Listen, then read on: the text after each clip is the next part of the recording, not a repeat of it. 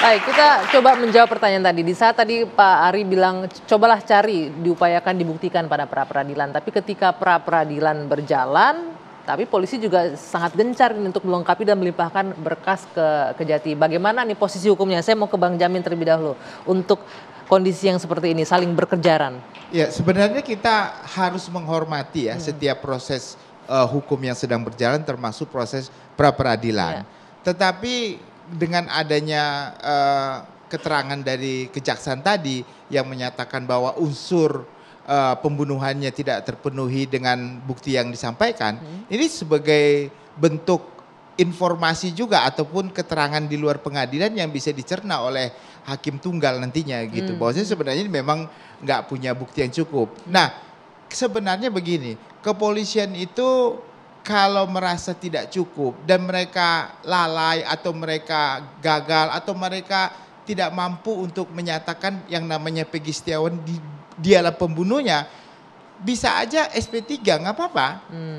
Bisa aja salah kan kita. Nah kalau dia salah berarti tapi ada. kan polisi nggak mungkin akan mengakui kalau salah. Itu kan marwah organisasi, marwah institusi. Ya, tapi kan bisa saja dilakukan tuh. Carilah Peggy yang Setiawan yang benar-benar pelakunya kan bisa dicari begitu. Di mana dia sebenarnya? Kalau memang bukan ini, jadi masyarakat juga nggak bingung. Loh kok sebenarnya Peggy Setiawannya yang mana sih ini begitu? Apakah ada Peggy Setiawan lain selain Peggy Setiawan yang ini begitu? Nah itu yang harus sebenarnya dicari begitu. Bang Jamin sangat yakin kalau polisi lalai, nggak kuat dengan buktinya. Bagaimana Kompolnas melihat kondisi seperti ini nih? Itulah tugas Kompolnas, memastikan bahwa tidak ada kelalaian, tidak ada ketidakprofesionalan. Maka kami ketika kami minta klarifikasi itu, kami itu menempatkan diri seperti Kang Tony ini. Kita bongkar nih semua. Apa yang membuktikan Peggy alias Peron yang disebut di dalam berkas pengadilan putusan ini, inilah orangnya. Itu kita tanyakan semua, detail. Bisa disiram kita nggak malam ini? Apa katanya yang membuktikan? Ya, dugaan kami yang untuk dipastikan nama Peggy itu kan banyak di profiling.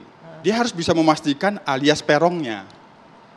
Itu kami tanya, di mana bukti yang disebutkan alias Peron itu, di mana? Nah, itu dipaparkan memang. Tapi kami tidak bisa menentukan apakah ini bernilai atau tidak. Tentu ini pengadilan. Sekarang ada pra-peradilan. Dua hal yang harus diyakinkan penyidik menjawab permohonan pra-peradilan. Satu, ini tidak salah tangkap. Yang kedua, yang sudah ditangkap ini memang punya alat bukti diduga melakukan tindak pidana. Ketika Anda menanyai polisi, Anda yakin bahwa polisi punya bukti yang kuat dari keterangan yang disampaikan? Ya kan dipaparkan, dipaparkan. Tentu kan kita menggali seberapa bernilai ini bukti-bukti ini. Kita tahu kan hakim yang bisa memutuskan, tapi Anda betul. Sebagai Kompolnas yakin nggak melihat betul. dengan itu cukup kuat? Keyakinan kita sebagai pengawas itu tentu berdasarkan bukti-bukti. Apakah bukti itu bernilai atau tidak, itu kewenangannya tentu ada pada hakim. Hanya kan ketika menetapkan tersangka itu kok dikatakan bukti yang cukup itu kan minimal 2. Bisa surat, bisa saksi.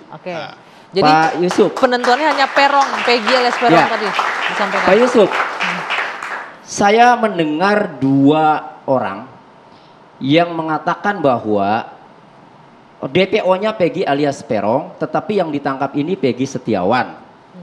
Ada dari Kadif Humas Polri pada saat acara di stasiun TV, prosesnya panjang ini sambil menunjukkan Peggy Setiawan yang ada pagar ayunya. Ini prosesnya panjang, ya. Semua nama Peggy Setiawan baik melalui browsing maupun penyelidikan penyidik, ya, sudah digali, sudah ditentukan. Pertama itu. Kemudian Pak Benny Mamoto pada saat panel sama saya juga menyampaikan hal itu, bahwa sudah pernah dikumpulkan nama-nama Peggy Setiawan. Pertanyaan saya, sudah saya sampaikan ke Pak Benny Mamoto, Peggy Setiawan yang di Cianjur sudah pernah diperiksa belum?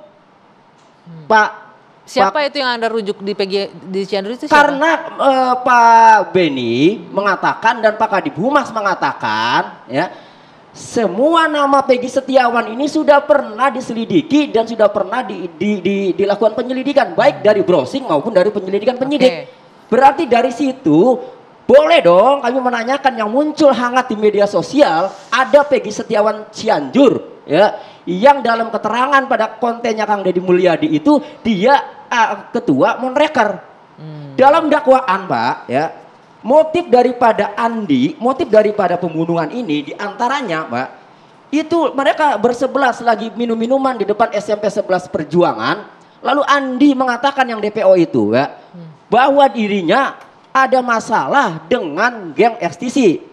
Minta bantuan geng Monreker agar mencari geng ekstisi.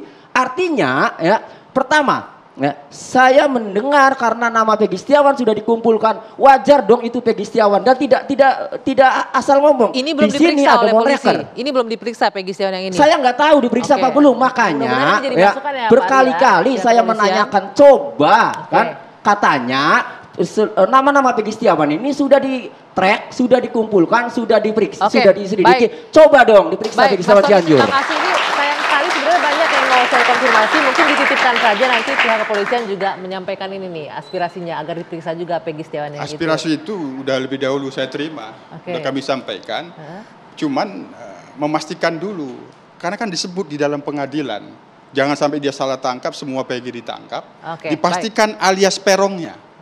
Itu. Jadi kuncinya itu ya, di alias peron. Baik, terima kasih sekali Bapak-Bapak atas waktunya, Pak Yusuf, Pak Ari, Pak Tony dan juga Jamil Ginting. Sayang sekali waktunya terbatas. Saya Dwi Anggi harus menutup Dua Sisi malam hari ini. Kita tunggu bagaimana kasus ini bergulir. Tanggal 1 Juli pra-peradilan akan digelar sidangnya di PN Bandung, Jawa Barat. Saya Dwi Anggi, selamat malam. Kita jumpa lagi pekan depan.